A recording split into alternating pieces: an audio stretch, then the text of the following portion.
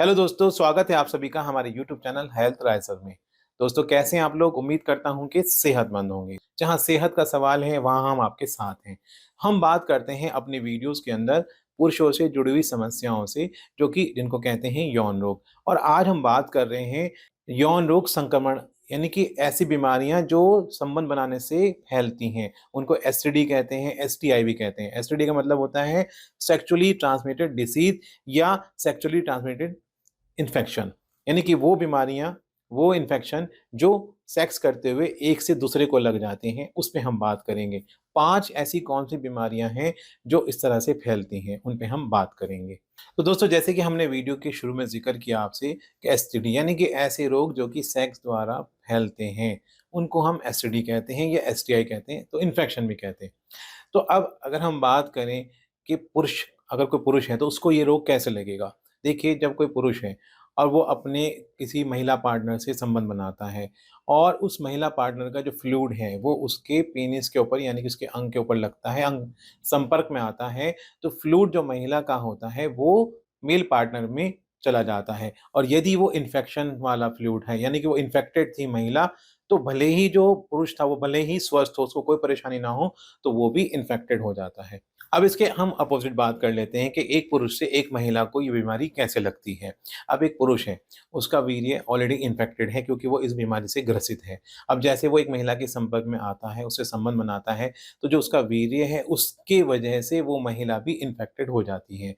तो इस तरह से महिला से पुरुष को और पुरुष से महिला को ये रोग लगता है। तो अब तो आप ये समझ गए होंगे कैसे इन्फेक्शन फैलता है। अब इन्फेक्शन फैलने के जो तरीके हैं, उनका जो कह सकते हैं उनका जो वाहक है, वो कोई भी हो सकता है, यानी कि कोई वायरस भी हो सकता है, कोई बैक्टीरिया भी हो सकता है। ये इसके वाहक होते हैं बीमारी को एक जगह से दूसरी जगह ट्रांसफर करने में। देखिए, एसटीडी तो बहुत सारी होती हैं।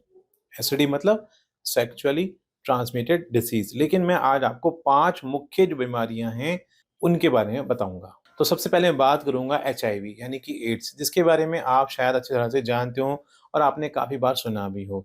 ये एक ऐसी बीमारी जिसका अभी तक कोई इलाज नहीं हो बना है। जी हाँ दोस्तों, की बीमारी की वजह से व्यक्ति की जान भी चली जाती है, और मैं ये कहना गलत नहीं है कि काफ़ी व्यक्ति एड्स की वजह से अपनी जान गंवा चुके हैं। ये बीमारी खाली ये नहीं कि संबंध बनाने की वजह से, जो किसी व्यक्ति ने या किसी औरत ने किसी व्यक्ति के साथ संबंध बनाया तभी बीमारी फैली है, ऐसा नहीं है।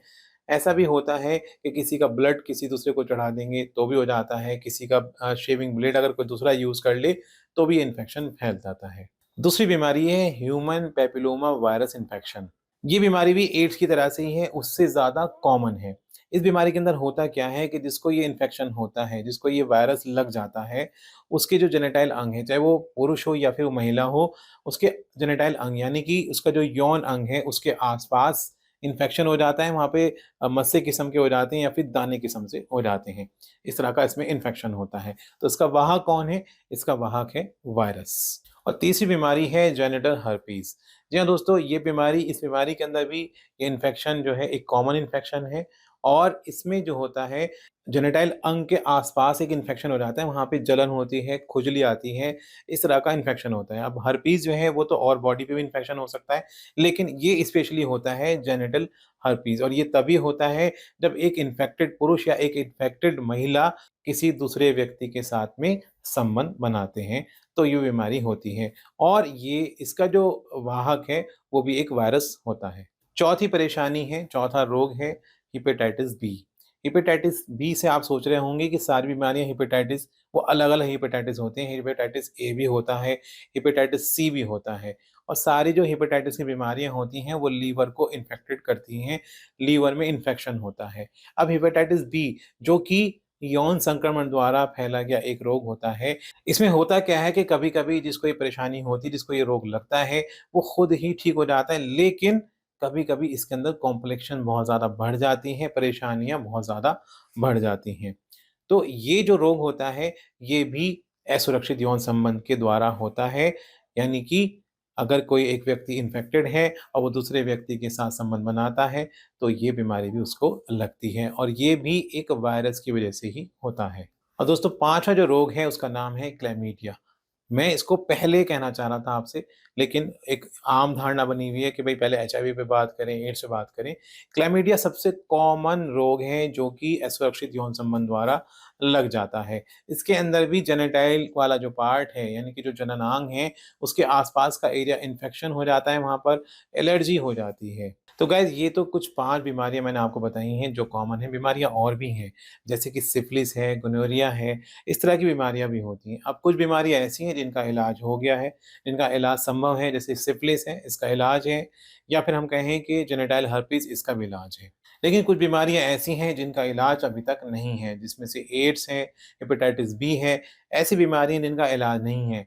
तो अब आपको करना क्या है? तो कहते हैं ना कि सुरक्षा ही सबसे अच्छी चीज़ है।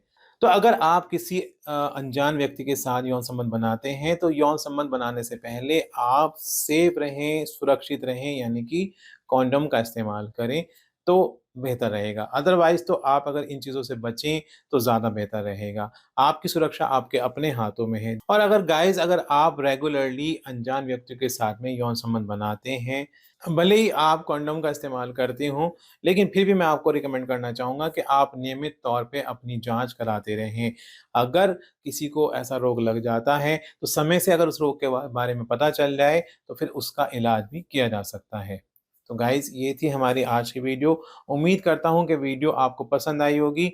इस तरह की वीडियो को देखने के लिए, मेरे साथ जुड़े रहने के लिए आप चैनल को सब्सक्राइब करें, वीडियो को लाइक करें, शेयर करें, बेल आइकन को प्रेस करें, और यदि आपकी कोई समस्या है, तो कमेंट बॉक्स में जाकर के कमेंट करें। और हाँ, फिर कहना चाहूँगा कि आप अगर मुझसे बात करना चाहते हैं, तो स्क्रीन पर नंबर आ रहा है, उसे नोट कर लें, मुझसे आप बात कर सकते हैं।